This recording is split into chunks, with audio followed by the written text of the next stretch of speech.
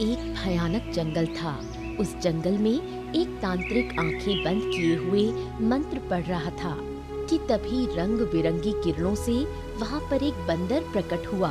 उस बंदर को देखकर तांत्रिक की आंखों में डर नहीं बल्कि आंसू बहने लगे।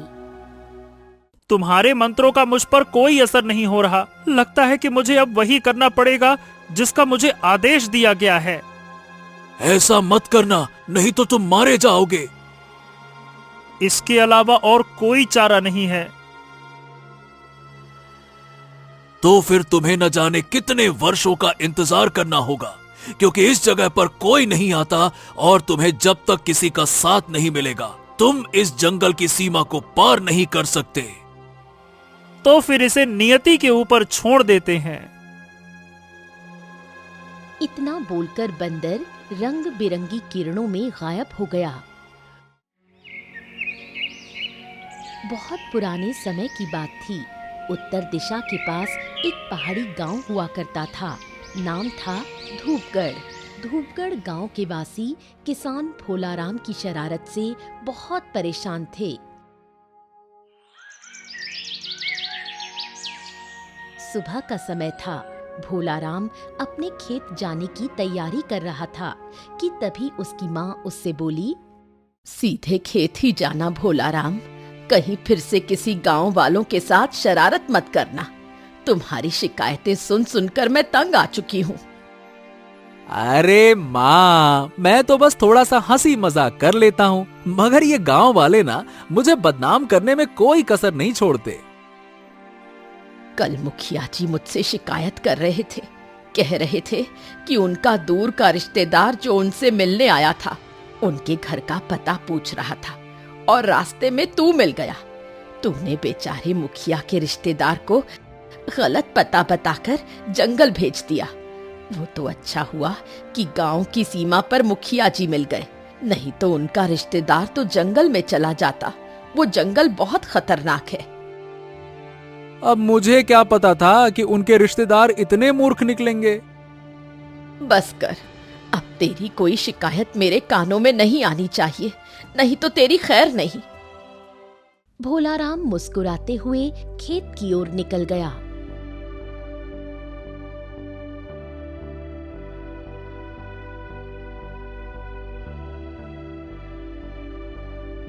भोलाराम बाजार तक पहुंचा ही था कि तभी उसने देखा बिरजू लोहार अपनी दुकान पर अकेला बैठा हुआ एक घोड़े की नाल को हथौड़े से पीटने की कोशिश कर रहा था।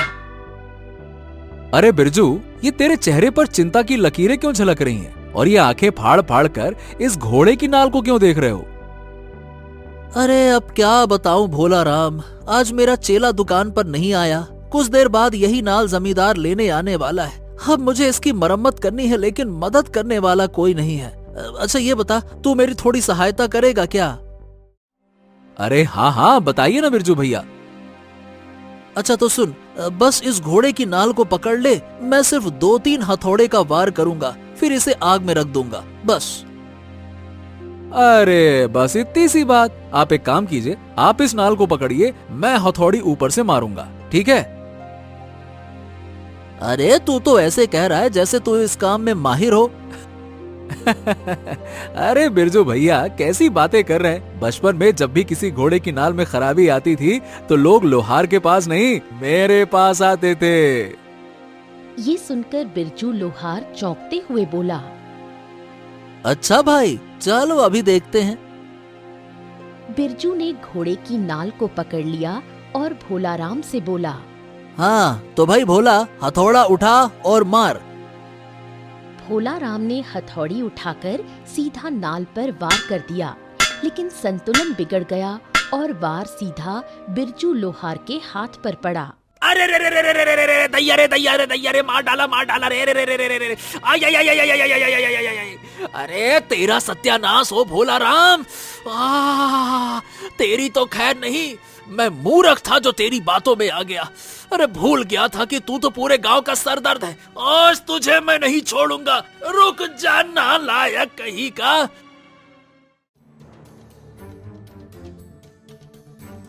इतना कहकर बिरजू लोहार भोलाराम के पीछे दौड़ पड़ा और भोलाराम हंसते हुए खेत की ओर भाग गया। भोलाराम अपने खेत में एक वृक्ष के नीचे बैठ गया और मुस्कुराते हुए बोला,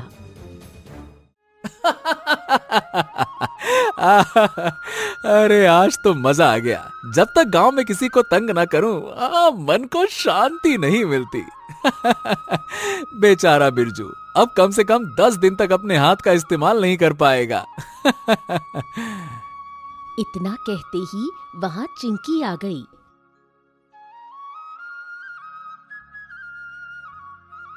चिंकी गांव के बुजुर्ग वैद्य रामदीन की बेटी थी, जिसे भोला पसंद था, मगर वो उसकी शरारतों से परेशान रहा करती थी। चिंकी गुस्से से बोली, तू अपनी हरकतों से बाज नहीं आएगा भोला। नाम तेरा भोला है, लेकिन हरकतें एकदम जंगली बंदर जैसी लगती हैं। ओहो, अब तू यहाँ क्यों आ गई है? तुझे बचाने आई हूँ। गांव का मुखिया तेरे घर पहुँच चुका है और तेरी माँ भी बहुत गुस्से में है। ऊपर से बिरजू लोहार भी साथ है। आज अगर तू उनके हाथ लग गया तो तेरी पिटाई तय है। इस बार तो तेरी माँ भी तुझे नहीं बचा पाएगी। ये सुनकर भोलाराम घबरा गया और कांपती हुई आवाज में बोला, अरे तेरा भला हो चिंकी, जो तूने समय रहते बता दिया, पर अब मैं क्या करूं? घर भी नहीं जा सकता, माँ भी गुस्से में है। एक काम कर, कहीं छिप जा। शाम तक या कल सुबह लौट आना, तब तक सबका गुस्सा ठंडा हो जाएगा। और सुन, अगली बार गांव वालों का भला कर, क्यों यूं ही तंग करता है सबको। इतना कहकर चिंकी पैर पटकती हुई वहां से चली गई। भोला सर पर हाथ मारकर बोला, हे भगवान, मैं तो फंस गया। अब कहाँ जाऊं? जंगल चलूं क्या? कुछ सोचकर वो बोला, नहीं नहीं नहीं नहीं, गांव के जंगल में तो अब लकड़हारा भी नहीं जाता। तरह तरह की अफवाहें फैल चुकी हैं। क्या करूं, लेकिन अब कोई चारा भी तो नहीं है। इतना कहकर भोलाराम जंगल की ओर दौड़ पड़ा। वो काफी देर तक दौड़ता रहा। फिर थककर एक वृक्ष के नीचे बैठ गया। उसने इधर उधर देखा तो पाया कि वो घने जंगल के बीचों बीच था और वहाँ एक अजीब सा सन्नाटा फैला हुआ था। बाप रे, ये जंगल तो सच में बड़ा ही विचित्र है। ना कोई जानवर, ना कोई चिड़िया, और सब कुछ इतना शांत। इतना कहते ही उसके कानों में एक आवाज टकराई, अरे मूर्ख, बस चलता ही जाएगा या नीचे भी देखेगा? तेरे पैर के पास एक सांप बैठा है। भोलाराम चौंक गया और जैसे ही नीचे देखा तो जोर से चिल्लाया, हाँ, सांप सांप, मुझे बचाओ, मुझे बचाओ। हाँ।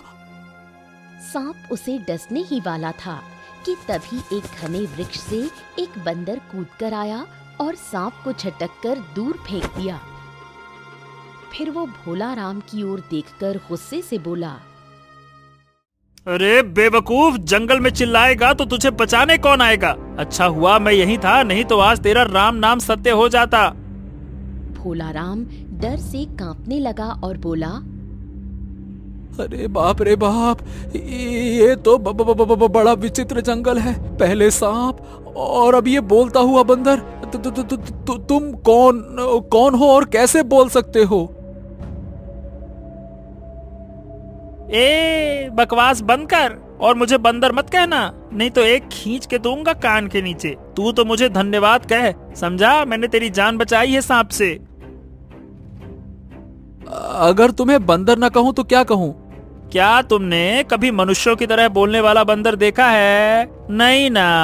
हाँ, क्योंकि मैं थोड़ा सा खास हूँ। मुझे बांद्रा कहो, बांद्रा। और हाँ, ये बताओ, क्या तुम मुझसे दोस्ती करोगे? भोला ने झिझकते हुए हाथ आगे बढ़ाया। तभी बंदर उसका हाथ कसकर पकड़ते हुए बोला, अरे वाह वाह वाह, अबे ये लड़कियों की तरह काहे शर्मा रहे हो? चिंता मत करो, अब मैं तुम्हारा दोस्त हूँ। भोला उसकी बात सुनकर हंसने लगा। अच्छा, चलो यहाँ से चलते हैं। इस जगह पर बहुत सारे सांप हैं। अरे चलो भी, देख क्या रहे हो, चलो। इतना कहकर बंदर भोला को एक वृक्ष के नीचे ले गया।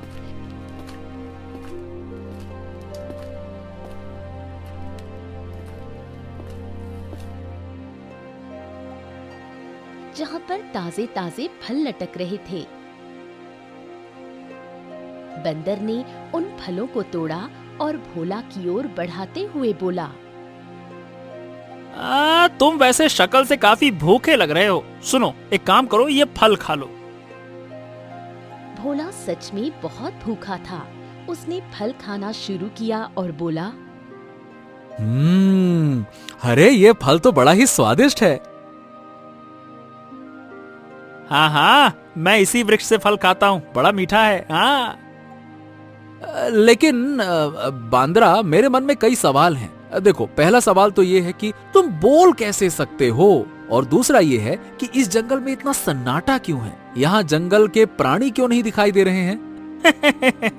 देखो भाई, तुम्हारे पहले सवाल का जवाब तो ये है कि मैं चाह कर भी नहीं बता सकता कि मैं मनुष्यों की तरह बोल कैसे रहा हूँ। और तुम्हारे दूसरे सवाल का जवाब ये है कि कुछ दिनों पहले इस जंगल में एक तांत्रिक आया था। वो किसी गंदे मकसद से तंत्र क्रिया कर रहा था, जिसकी वजह से सारे जंगल के प्राणी ये जंगल छोड़कर चले गए। अब क्या है कि तांत्रिकों से मुझे बहुत डर लगता है। क्या तुम मुझे अपने गांव ले चलोगे? ये सुनकर भोला चौंक गया और बोला, अरे अगर गांव वाले तुम्हें बोलता हुआ देखेंगे ना तो वो सब डर जाएंगे। चिंता मत करो, मैं उन सब से दोस्ती कर लूंगा। मैं दोस्ती करने में माहिर हूँ और फिर मैं उनकी मदद भी तो करूंगा। अब तुम ही देखो, कुछ देर पहले तुम मुझसे डर रहे थे, लेकिन अब हम दोनों दोस्त हैं कि नहीं हैं? बोलो बोलो बोलो। इतना कहकर बंदर हंसने लगा। भोला बंदर की ओर देखकर बोला, वाकई तुम विश्वास नहीं करोगे कि गांव में मेरा कोई दोस्त नहीं है, क्योंकि मुझे किसी से दोस्ती करने का मन ही नहीं हुआ। लेकिन तुम्हारा चुलबुला और प्यारा अंदाज मुझे बहुत अच्छा लगा। ठीक है, मैं तुम्हें अपने गांव जरूर ले चलूंगा, लेकिन अभी नहीं, रात में। ये सुनकर बंदर चौंक गया और बोला, हैं? ओ मित्र, रात में क्यों? हाँ, इसके पीछे एक बड़ी कहानी है। अरे वाह, फिर तो बड़ा मजा आएगा, क्योंकि मुझे कहानी सुनना बड़ा अच्छा लगता है। इतना सुनते ही भोला ने बंदर को सारी घटना बताई। किस तरह वो गांव वालों को परेशान करता रहा, कैसे वो मजाक मस्ती करता रहा और कैसे उसने बिरजू लोहार को चोट पहुंचा दी, और अब कैसे गांव के मुखिया, गांव वाले और उसकी माँ सभी उससे नाराज होकर उसे सबक सिखाने खेत तक पहुंच चुके थे। ये सुनकर बंदर गंभीर हो गया और बोला, ओ, तो इसका मतलब अब हम दोनों को बहुत संभल कर चलना होगा। भोला मुस्कुरा पड़ा और धीरे से बोला, हाँ, अब तो सिर्फ तू ही मेरा साथी है, तू ही मेरा मित्र है। ये सुनकर बंदर मुस्कुराने लगा और बोला, तुम तो बड़े शरारती हो। मुझे लगा नहीं था कि डरपोक आदमी शरारती भी हो सकता है। खैर चलो ठीक है, वैसे भी शाम होने वाली है, कुछ ही देर में रात हो जाएगी, फिर चलते हैं। भोला बंदर को रात के अंधेरे में अपने घर ले आया।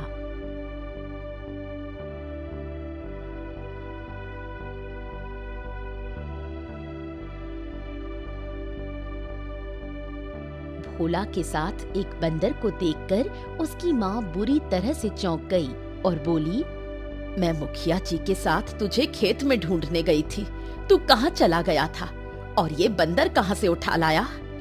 हाँ हाँ हाँ, मुझे सब पता है माँ। मुझे चिंकी ने बता दिया था कि आप मुझे पीटने के लिए आने वाली हो, इसीलिए मैं जंगल की ओर भाग गया और वहाँ मुझे ये बंदर मिल गया। ये सुनकर भोला की माँ डर गई और बोली, तेरा सत्यानाश हो जाए भोला, तू जंगल से बंदर को क्यों उठा लाया? तभी बंदर गुस्से से बोला, अरे बस कीजिए माँ जी, बस। सबसे पहले तो आप मुझे बंदर मत कहिए, मेरा नाम बंदर नहीं बांद्रा है, बांद्रा। बंदर के मुंह से मनुष्य की भाषा सुनकर भोला की माँ पूरी तरह से चौंक गई और सहम गई। तभी भोला अपनी माँ को सारी घटना बताने लगा और बोला, अरे माँ, इससे डरिए मत, इसने मेरी जान बचाई है, मेरी मदद की है। भोला की माँ के मन का डर थोड़ा कम हो गया। वो धीरे धीरे बंदर की ओर देखने लगी और बोली, बेटा, तुम क्यों नहीं बता सकते कि तुम कौन हो और मनुष्य की तरह कैसे बोलते हो? ये सुनकर बंदर कुछ देर के लिए गहरी सोच में डूबा और फिर बोला, कुछ समय बाद सबको सब कुछ पता लग जाएगा, लेकिन इतना जान लीजिए, मैं आपका हर काम में हाथ बटाऊंगा और गांव वालों की हर तरह से सहायता करूंगा। ये सुनकर भोला की माँ मुस्कुराने लगी। अगले दिन भोला बंदर को लेकर अपने खेत की ओर निकल पड़ा।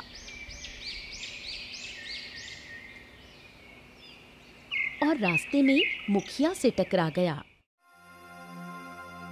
अच्छा हुआ जो तू मुझे मिल गया रास्ते में भोला। तूने कल जो बिरजू लोहार के साथ में मजाक किया था ना, बहुत ही बुरा मजाक था। अब तो मैं तुझे पीटे बगैर मानूंगा नहीं। रुक जा, रुक। मुखिया जी से माफी मांगो, तुमने गलत किया था। मुखिया जी, मुझे माफ कर दीजिए। अब मैं किसी के साथ में इस तरह का मजाक बिल्कुल नहीं करूंगा। मुखिया बंदर को बोलता देख बुरी तरह डर गया। अब ये किस तरह का बंदर है जो मनुष्य की तरह बोलता है? कौन है ये? ये तो मेरा दोस्त है मुखिया जी। मुखिया डरते हुए वहां से चला गया। बंदर भोला को लेकर सीधे अपने खेत में आया। तभी वहां पर चिंकी आ गई।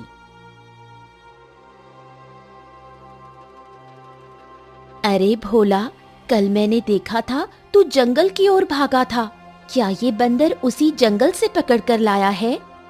अरे मैं तंग आ गया हूँ, गुस्सा आ रहा है मुझे। जब से मैं यहाँ आया हूँ लोग मुझे छेड़ते रहते हैं। अरे भाई, मेरा नाम बंदर नहीं बांद्रा है, बांद्रा। चिंकी डर गई। अरे चिंकी, डरो मत, ये मेरा दोस्त है। बंदर ने सारी घटना चिंकी को बताई। चिंकी का डर दूर हो गया।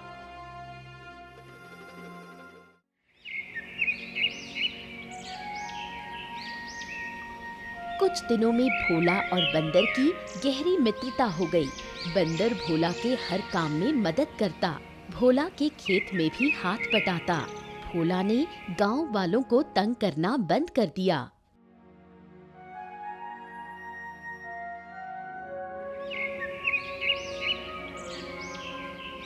कुछ दिनों में भोला की गांव में प्रशंसा होने लगी। वहीं कुछ गांव वाले भोला से दूर रहते थे, क्योंकि उसके साथ बोलने वाला बंदर था, जिससे उन्हें डर लगता था।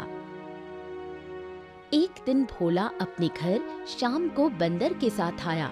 वहां उसने देखा कि चिंकी के पिता रामदीन काका, जो गांव के वैद्य थे, उदास बैठे थे। हाँ, अच्छा हुआ जो तुम आ गए भोला। क्या तुम्हें पता है कि गांव में महामारी फैल रही है? भोला चौंक गया।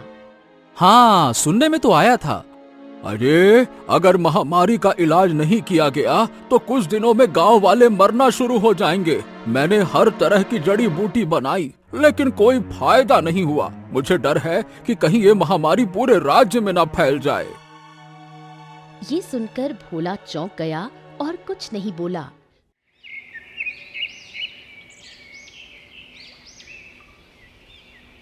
कुछ ही दिनों में गांव में महामारी फैल गई और लोग मरने लगे। ये देखकर भोला का मित्र बंदर उसकी ओर देखने लगा और बोला, मेरे पास इस महामारी का इलाज है। जंगल में एक ऐसी जड़ी बूटी है जिससे इसका इलाज किया जा सकता है। अगर तुम कहो तो मैं उसे लेकर आऊं। अरे वाह, अगर ऐसा हुआ तब तो बहुत अच्छा होगा। गांव वालों को मरता हुआ देख मुझे बिल्कुल अच्छा नहीं लगेगा। हाँ, लेकर आओ। हाँ, तो फिर ध्यान रखना, मैं गया और शाम तक आया। इतना कहकर बंदर वहां से चला गया।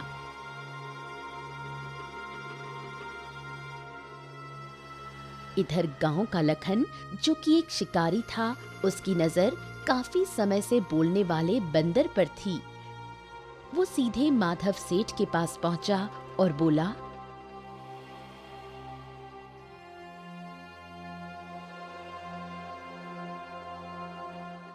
माधव सेठ, तुम इस गांव के सेठ हो, तो क्या तुम सब कुछ देखकर भी अंधे होने का नाटक कर रहे हो क्या? अरे क्या बकवास कर रहा है, साफ साफ बात कर। अरे जब से भोला के साथ वो बोलने वाला बंदर आया है ना, तब से इस गांव में मुसीबतें शुरू हो गई हैं। हाँ, सुना तो मैंने भी था कि वो मनुष्यों की तरह बोलता है, लेकिन सुना है कि वो गांव वालों की मदद करता है और बच्चों से भी घुल मिल गया है। और जो महामारी फैली है उसका क्या? मुझे लगता है कि ये सब उसी की वजह से है। ये सुनकर माधव सेठ गहरी सोच में डूब गया और बोला, हाँ ठीक है, जाकर उस पर नजर रख। अगर कुछ गड़बड़ लगे तो मुझे तुरंत बताना, ठीक है? बस मुझे आपके ही आदेश का तो इंतजार था। इतना कहकर लखन जंगल की ओर निकल पड़ा और बंदर को ढूंढने लगा। जंगल की गहराई में लखन ने देखा कि बंदर किसी तांत्रिक से बात कर रहा था।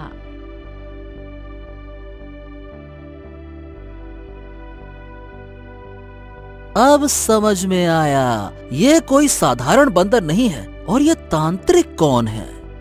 लखन सीधे माधव सेठ के पास पहुंचा और सारी घटना बता दी।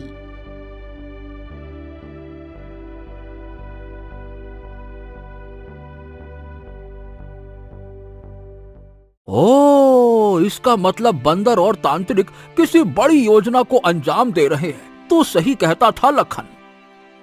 और जो इसे लेकर आया है वो भोला है, वही भोला जो हमेशा गांव वालों को तंग करता था।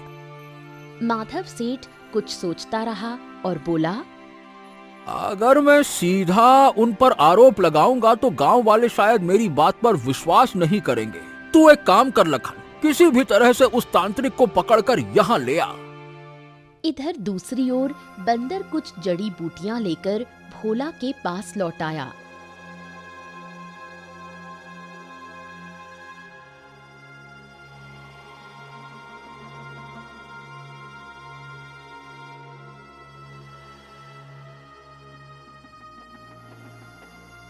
भोला वो जड़ी बूटी रामदीन काका को देते हुए बोला, ये लो काका, मेरे मित्र बांद्रा का दावा है कि इससे महामारी ठीक हो जाएगी। रामदीन काका ने वो जड़ी बूटियां पीड़ितों को दी।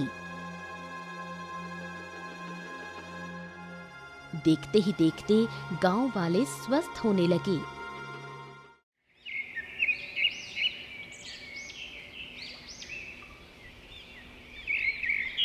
कुछ दिनों बाद रामदीन काका भोला के पास आकर बोले,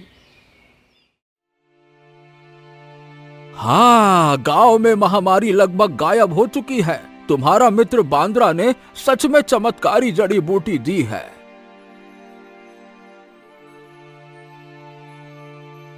तभी वहां माधव सेठ आ पहुंचा और गुस्से से बोला, और इसी की वजह से महामारी फैली थी। ये सब उसका ढोंग था, ढोंग। ये क्या बकवास है सेठ जी, अगर विश्वास नहीं होता तो थोड़ा इंतजार कीजिए।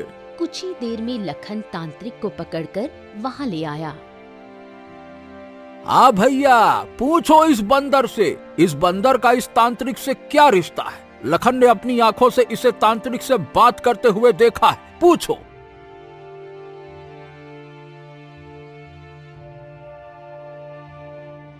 गांव वाले एकत्र हो गए और शक भरी नजरों से बंदर की ओर देखने लगे। तांत्रिक ने आंखों में आंसू भरते हुए उस बंदर से कहा, मैंने कहा था। अब अगर मेरी जान भी चली जाए तो मुझे कोई परवाह नहीं। मैंने गांव वालों की सहायता की और मेरे मन में कोई छल नहीं था। इतना बोलते ही वो बंदर रंग बिरंगी रोशनी में एक सुंदर पुरुष में बदल गया। तांत्रिक चिल्लाते हुए बोला, हाँ, लगता है कि तू श्राप मुक्त हो गया। तभी रंग बिरंगी रोशनी से वहां एक साधु प्रकट हुआ। साधु सबकी ओर देखकर बोला, जो तुम्हारे साथ था वो कोई और नहीं बल्कि इसी तांत्रिक का पुत्र था। सभी हक्के बक्के रह गए। ये दोनों एक समय पर किसी गंदे कार्य के लिए काली शक्तियों की पूजा कर रहे थे। मैंने तांत्रिक के पुत्र को बंदर बनने का श्राप दे दिया। तांत्रिक ने क्षमा याचना की। तब मैंने कहा कि यदि उसका पुत्र इंसानियत की भलाई करेगा तभी वो श्राप से मुक्त होगा, पर यदि वो अपने बारे में सच्चाई बता देगा तो वो कभी मुक्त नहीं हो पाएगा। और ये भी कहा था कि जब कोई इंसान उसका दिल से साथ देगा और उसे अपने गांव लेकर जाएगा तभी वो जंगल की सीमा पार कर पाएगा। ये सुनकर सभी चौंक गए। अच्छा, तभी तुमने मेरी जान बचाई थी। पहले तो मैं केवल मुक्त होने के लिए कर रहा था, पर बाद में सब कुछ दिल से करने लगा। दरअसल मुझे गांव वालों की पीड़ा सच में छू गई। हाँ, और इसी कारण तू आज मुक्त हुआ है। इतना कहकर साधु रंग बिरंगी किरणों से गायब हो गया। हम सदा मित्र रहेंगे मेरे दोस्त बांद्रा। गांव में सब कुछ सही हो गया। लखन और माधव सेठ को पश्चाताप होने लगा और इस तरह एक रहस्यमयी बंदर का रहस्य सुलझ गया, जिसने एक गांव को विनाश से बचा लिया और दोस्ती का ऐसा पाठ पढ़ाया जो पीढ़ियों तक याद रखा गया।